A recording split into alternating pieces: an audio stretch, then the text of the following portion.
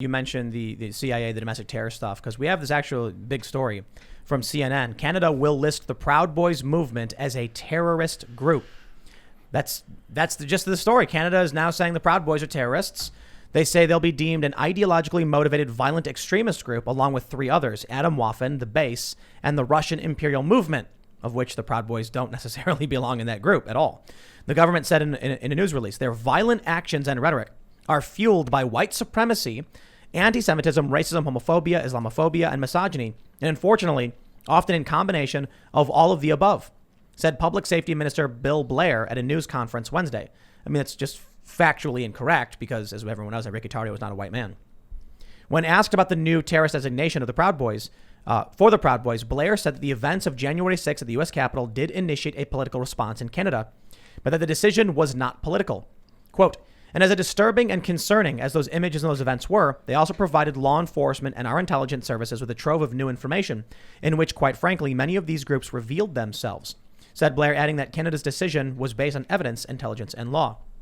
My understanding, Proud Boys don't really operate all that much in Canada. Isn't that true? I mean, I haven't seen anything. I asked my audience today, like, what did the Proud Boys do in Canada? I mean, I haven't seen any protests. I haven't seen any attacks. I haven't seen any actions or consequences that have led to any kind of human suffering. And now the article mentions 3 groups. The Proud Boys are now listed also with Al-Qaeda, the Mujahideen, and ISIS. So that's the designation that they give the Proud Boys. And, you know, whatever you think about them, like them or hate them, I think this is a stretch to say the least. And it's a very slippery slope because they're essentially saying that anyone could be a terrorist in the future. Let's talk about what happens next. I'm not going to name any specific banks, but there are many banks that are international banks. They operate in the United States. They're very large, some of the biggest in the country, and they operate in Canada as well. Believe it or not, though, you know, for a lot of people who haven't traveled, there are a bunch of really crazy other, you go to another country and you'll see a bunch of different banks you never heard of. And that's okay. I mean, it should be obvious, but a lot of people are kind of surprised to see a bunch of weird banks they never heard of. But in this current day and age, it's really interesting to see a lot of these banks, the same banks, exist in a bunch of other countries. Let's say you've got some guy who's a Proud Boy in the United States, never been to a rally, never been to an event, never been in a fight.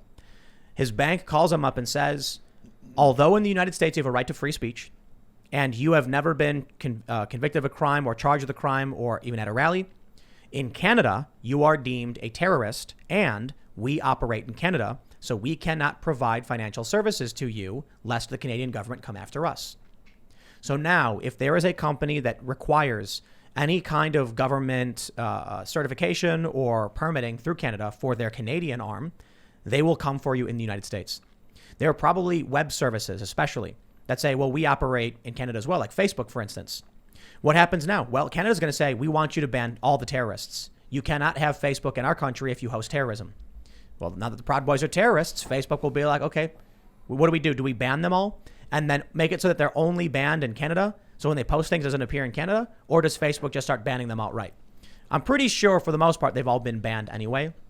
But now we're going to start seeing how in the U.S. you may have rights, but thanks to the ever-expanding international corporate system and international free trade stuff, you can get some small island nation with a decent amount of money, and they could say whatever they want, and then these big corporations, if it fits the bill, they're going to be like, okay, cool, ban them, get rid of them, they're done. So yeah, sure, you'll be allowed to live and function as you want, but what about Visa and MasterCard? Visa and MasterCard operate in Canada. What if Canada says to them, you are providing financial services for a terrorist organization? So then Visa and MasterCard in the United States tell the Proud Boys, anybody who's ever been associated, we're shutting you off from all credit card services. That's it. There's 2 companies. Maybe you go Discover or Amex, I guess. But what happens when those companies say the same thing? Because they operate internationally as well. This designation is insane. And we're going to start seeing just how bad this whole domestic war on terror is going to get. The babies are going to get thrown out with the bathwater here. I mean, it's also important to remember, like, if you read the front page of the Washington Post the last couple of days, it reads, the copy reads as if there was a planned, premeditated, like domestic terror attack, a revolutionary attack that was planned and implemented and was successful, and people are dead. And so that this is what they really truly believe. In the minds of people like AOC, there was a bunch of 6'5", super ripped dudes with night vision goggles and tactical gear storming in, going, move, move, move, now, Pelosi's office, run, run.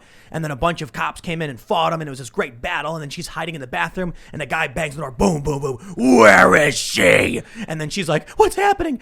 It's a cop, and he goes, get her out of here. And she's like, oh, no, no. And that's how they're framing it. When in reality, it was a bunch of like bewildered, bumbling fools, and the cops opened the door at one part. Yeah. There was the storming of the central door, but the cops opened the door, and people are waving little flags and walking in, and the cops are like, oh, that's your right to protest. One cop took a selfie with people. In reality, there was also individuals that had jackets with their phone numbers on the back because of it was representing a construction company that they had. And I'm sorry, a lot of these maskless people, they're not criminal masterminds. They're not the sharpest knives in the drawer, especially when they have their phone number on the back of their jacket doing all of this. Or when the guy takes the podium and then he smiles and waves to the camera. There's no plan here. But we all know this. But the Washington Post puts it on the front page that there was a battle in the Capitol and people are dead, and it was because we have terrorists in America. So if you take that as the base, which is now history, right? I tweeted a poll today. I said, who won the battle of narratives for January 6th? The commies or the good guys? It was 80-90% the commies. Even our guys believe, right, that we lost the battle of the narrative for January 6th, which is going to go down for all of history, which is now going to be the linchpin in the Patriot Act stuff and the insurgents crackdown that's coming. And there's going to be a lot of collateral damage. And you know what? People aren't going to care. We have collateral damage. Obama drops bombs on babies to get a terrorist. And guess what people say? Collateral damage. Yep. Collateral damage. I don't think that that's too far away from where we are here. And I'm talking to John Robb next week, who is an amazing strategist, technologist. He writes at the intersection of war and politics and technology. He's been predicting this for some time.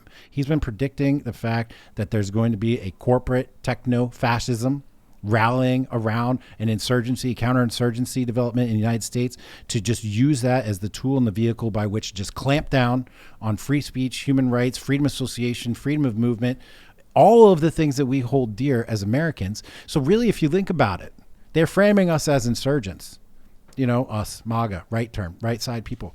It's kind of true because we're occupied. We're occupied by people that don't believe in the American spirit. They don't believe in American history. They want to change American history. They don't care about any of it. What does the Second Amendment say? Right to bear arms shall not be infringed. Bear? Is it bear? Yeah. Keep and bear arms. Keep and bear arms. Yeah. What does it mean to bear arms? Open carry. And in how many states are you not allowed to open carry? So many, of course. Right. Yeah. It's just the Constitution is completely meaningless. It's gone. I know it's gone. And it's going to get even worse. And so... you want to know what I'm looking forward to, though? For the first time to see a Third Amendment lawsuit. Oh, man. What's that? You got me on the third one. Can't be quartered? Yeah. Quartering. No quartering in private homes of military. That one's never going to happen. It's just archaic, and it's really interesting that it was a big deal back then, and it's not really been that big of a deal for us in modern times. But all the rest of them, especially the 4th, the 5th, the 1st, 2nd, they're all huge. Even the 9th, the 10th. I mean, almost every amendment is coming up. I didn't even remember the 3rd when you brought it up just now. I was like, wait, which one? Yep, I love it. Yeah. The soldiers can't be quartered in private homes. Yeah. I could see like if there was an uprising, an armed uprising, and then the people that were uprising would be like, we need to use your house. We need to use your house. And that could be like a violation of people's civil That was basically rights. what it was. Back in the day, the soldiers would be like, we're fighting a war, and so the soldiers are coming in, and we need a place to stay, so we're taking your home. Yeah, not that the government would do it, but that our own people that were rising up to protect us from the government would try and do it. But these are pretty scary times because we have thousands of troops inside of the U.S. Capitol. We have politicians. We have the mainstream media cheering on the deep state arm of the intelligence agencies, large unaccountable departments within our government that are going after people for their speech, for their beliefs, and they're doing it more and more aggressively. As we just learned that the FBI raided the house of rally organizers that organized a rally on the night before January 6th. Now, CNN was, wrote a whole article about this, how this was justified because of their language. But again, these people weren't charged. They just had their doors busted down because they organized a political rally. Now, I don't know exactly what these individuals said. I don't even know who they are. But this is, again, an FBI that has been mobilized and activated and is becoming more and more political. When it came to individuals like Epstein, they sat on their hands. They didn't do anything for over 30 years. 30 years. So many horrible crimes are happening with that individual. Nothing. But now You know, we have this insurrection. They're mobilized. They're activated. They're putting up wanted posters all over the United States. Oh my God! and- In every bus shelter in D.C., it's just all these pictures of guys in MAGA hats and just like, do you know these people? Wow. All up and down my neighborhood, all over the place. You know, and an additional scary element to what's happening is not only are they looking to prosecute people for crimes today, not only are they looking probably into the future to prosecute people for anticipated crimes, they're going back 5 years. They're To going back, Ricky Vaughn. Going back 5 years to Ricky Vaughn to get the guy for a meme. Now it's possible that it was actually illegal, and you can't tell people the wrong way to vote and whatever. But It was pretty bad what he did. So this guy he was like an S poster, I guess you want to call it, an ish poster, and he had this. It was a viral meme that was going around that said, I don't necessarily think it's even fair to call it a meme for the most part. I know a lot of people on the right have said that. It was like vote early and vote by text. Text this number. avoid the lines. Yeah, avoid the lines. Text this number, and it said paid for by political candidate so and so or whatever. So it was like, you can call it. You can say it was a joke, and you can be like, haha, I'm going to share this. So I don't think the guy deserves to go to prison for it. Well, if he was trying to trick people into thinking that they'd voted, that's pretty nasty federally. Absolutely, yeah, it's crime. Yep. And it said that it was paid for by the candidate. That's hard manipulation. And Trump didn't prosecute the guy, so now 5 years later, Yes.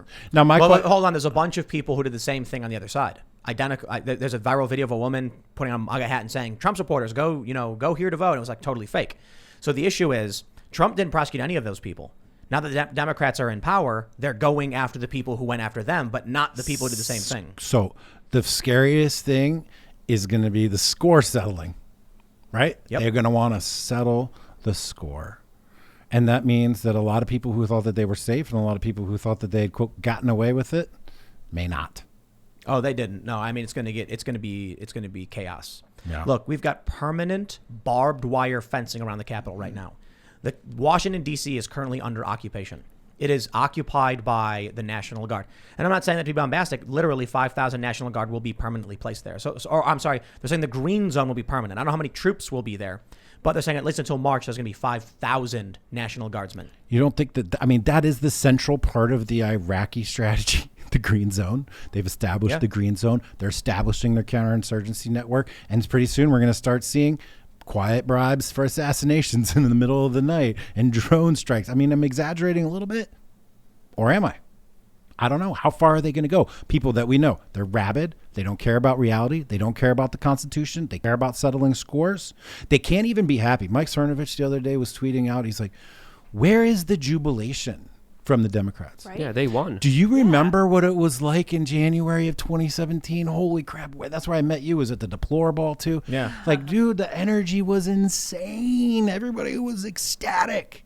There's none of that. None. There's none of that because they're negative, nasty. They're still horrible crying. people. Yes. They were still. sad, This is the yeah. crazy thing. When Trump won, we saw the memes of these people dropping to their knees and crying and screaming and mourning.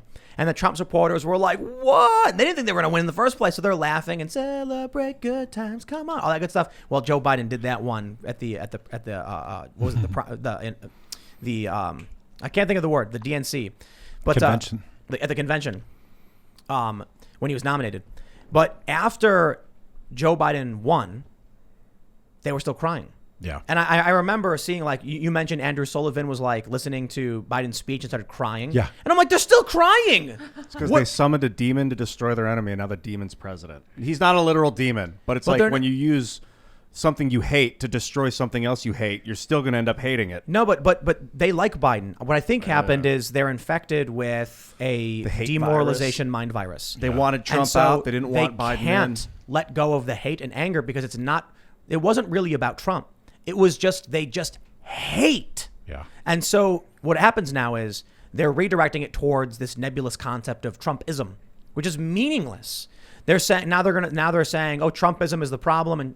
Listen, you've got these satellites orbiting this planet. Trump was that planet. That was where all the media and all the narrative and all the hate was orbiting. Now the planet's gone. There's nothing to orbit anymore. And so they're pointing at nothing. Trump so quickly disappeared from the public spotlight. No social media. Haven't heard a word from the man outside of these vague statements you get from the Office of 45 emails he's sending out to people, where it's like, here's my response to impeachment. Yet they've still repeatedly done stories. The Daily Beast, this one journalist, I'm not going to say her name, ran a story saying Trump lost the presidency and Twitter. Guess which one hurt worse? And I'm like, it's been 2 weeks. It's been longer than that since Trump got suspended from Twitter, okay? Why are you still writing the same story you wrote a month ago? They were all saying this. They're going to keep doing it because they just hate. They need something to hate. Trump is the avatar of their hate, but he's gone now. So they just hate. Well, they're going to go after anything and everything that they can. And to me, what you're saying was definitely exemplified by an article that I saw from The Independent today that was titled "Outrage as Alleged Capitol Rioter is Permitted Vacation to Mexico Ahead of Trial." And this whole article was doxing this lady who was, again, not convicted of a crime, doesn't have a criminal record. She had a work-related event that she needed to go to Mexico, and a judge said, sure, you could go to that. That's not true. What? Never happened. What do you mean? News story broke, and we saw a viral trend on Twitter, white privilege. People were saying white privilege is this Capitol rioter saying that she wants to go on vacation and the judge letting her do it. Never happened. The judge never issued an order saying she was allowed to go on vacation. Ryan Riley of the Huffington Post issued an emergency correction saying, everybody. It never happened. It was a proposal, not an order. And the media didn't fact check, so they ran a fake story. And then the independent media ran with it. And then the independent Yeah. ran with it. And that's the information that I got from today. I didn't see their correction. I talked about it and I read it. I read the full article today. This is what happens when you trust the mainstream media, Luke. Yeah, See? you got me. I'm caught red-handed. They all ran this story claiming that, there was a one high-profile left-wing commentator showed a picture of a black man at the riot who was denied bail. And he says, I wonder what about this man resulted in him getting denied while this other story is breaking. Well, the other story that's breaking is fake news. More importantly, this woman is being charged with, I think, 2 misdemeanors, disorderly conduct and entering, restricted grounds. Apparently, she didn't even go in the building. And so she's getting a misdemeanor charge, which I tell you, when she goes in there and they're like, did you go on the grounds? I did, Your Honor. And were you being disorderly? Well, I disagree, but I accept the charges. No contest, Your Honor. Is going to be like, okay, we're going to give you 20 hours of community service, court supervision. Have a nice day. That's the end of it. She's going to go home, and then they'll forget it ever happened. And then the mainstream media is going to freak out about that and then also have another rage bait click about this. But the larger point that I was trying to make here is, why is the independent concentrating on this lady? Why, it used to be where the media used to go up against special interest. It used to go against the powers that be. It used to go up against actual people that actually mattered in your life and had an effect on the way you lived your life. They don't do that anymore. It's this lady that you have to be outraged about. Look at what happened in Sweden. I don't know if you know this story, Jack, but several years ago, I went to Sweden for this Last Night in Sweden thing. Yep. And one of the biggest stories I discovered was that only a few months prior, one of their biggest newspapers hacked Discus, which is this commenting system people use on various websites, to dox anonymous commenters, go to their homes and film them. Knock on the door when they come out. There's a camera in their face. Why'd you say this disparaging comment about, immigrants or whatever? Some of the comments were innocuous, saying, I think Sweden needs to take care of their citizens and stop allocating tax funds towards people who don't live here. And they were like, why are you racist? These people got ambushed. The question is, why was a newspaper hacking and doxing people and targeting individuals? News organizations are supposed to be the necessary component of a true democratic government or true government of the people. They challenge the powers that be. They write the things that people don't want to hear. Instead, they write the thing that the tribalists love to hear as they burn the witch. This is witch hunts. They go after people for nasty opinions, and they say, this woman, she walked on the Capitol. Now we're seeing like anybody who was even in D.C. is being targeted. Were you in D.C. while it was going down? You're done. They'll nuke you, they'll ban you, they'll fire you, they'll come after you. There was that one rapper guy who got dropped from his label simply for listening to Trump speak and then leaving. There's that one Army psychological operations officer who went down in a bus with some people, saw Trump speak, and then left, and they're getting investigated. It's going to get bad, man. Thanks for checking out this clip from the Timcast IRL podcast. We do the show live Monday through Friday at 8 p.m. So come back to check us out when we go live.